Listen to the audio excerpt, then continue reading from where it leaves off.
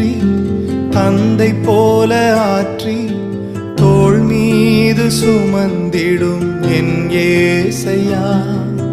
தாய் போல தேற்றி தந்தை போல ஆற்றி தோள் மீது சுமந்திடும் என் ஏசையா.